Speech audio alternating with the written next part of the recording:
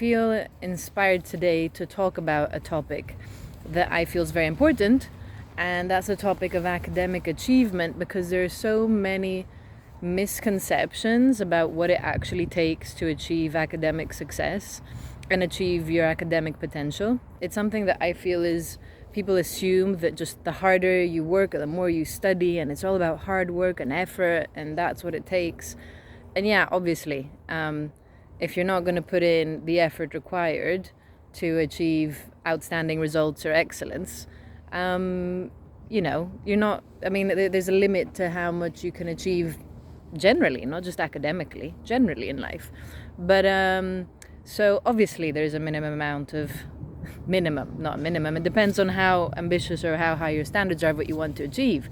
But in order to achieve something outstanding or excellent, or rare, or something that you will feel, it's like I did my best in the circumstances amongst all the challenges I was facing, because we all face different challenges at different times in our lives. And so we always need to be aware of the context in which we're in and the phase of life we're in, and have compassion for ourselves, because you might be going through a challenge in grade 11, 12 and someone isn't. And someone might be going through a challenge at university and you aren't. We're all going through different things in different times in life. It's important to have compassion for ourselves, because how else can you have compassion for others if you can't even extend it to yourself, right? So within that context of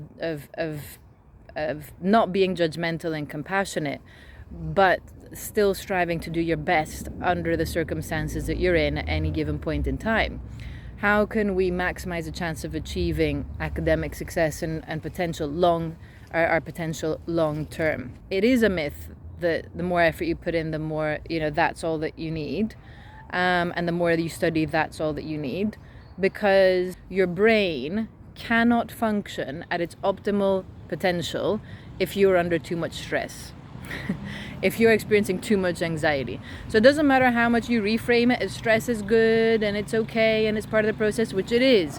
If it's too much, if it's above a certain threshold, it will keep you back. It will hold you back. It will block you from being able to make academic progress quickly, and as quickly as you would if you were within the healthy range of stress. In addition to looking at your study habits and your study routines, it's important to also look at your emotional health and your emotional self-care habits and your mindfulness habits and your, things that help you actually reduce the stress. Not just like, I'm going to go for a walk and I'm going to come back and feel better. Because if you come back and you do feel better, because you've gone for a walk, serotonin, you've got fresh air, all that stuff. But if you still get triggered at the thought of studying for that test, that exam, or that, or working on that dissertation or your homework, the actual trigger that is causing the stress is still there, the thought. And it could be a thought like, I'm not good enough, or maybe I'm not smart enough to do this, or maybe it's too late because I've procrastinated too much and it's too late, and what's the point of trying now? Like I don't have a chance now to do well or to pass or whatever. So the thought that's actually triggering the stress still hasn't been dealt with.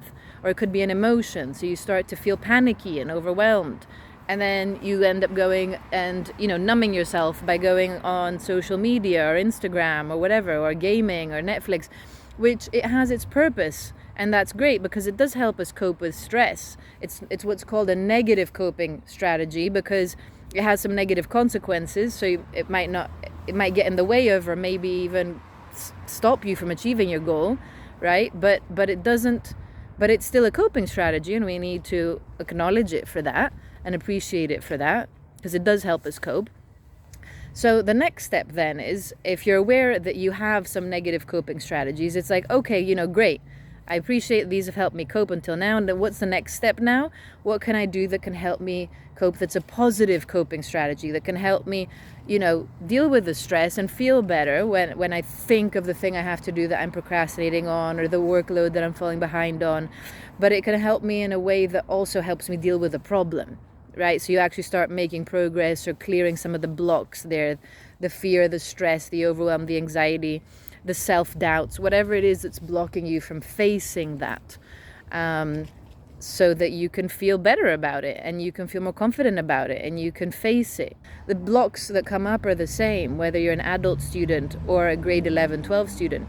So it's if this is something that resonates you, that interests you, I'll have links below that you can find out more. Take care.